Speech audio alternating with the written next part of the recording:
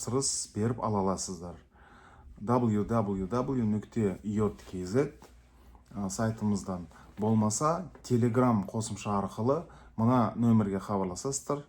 +7 777 055 44 00 деген телефонға жазасыздар. Сол арқылы бізбен сөйлесіп, керекті заттарыңызға тапсырыс жасап ала аласыздар. Басқа банкілердің дүкендерінде біз жоқпыз.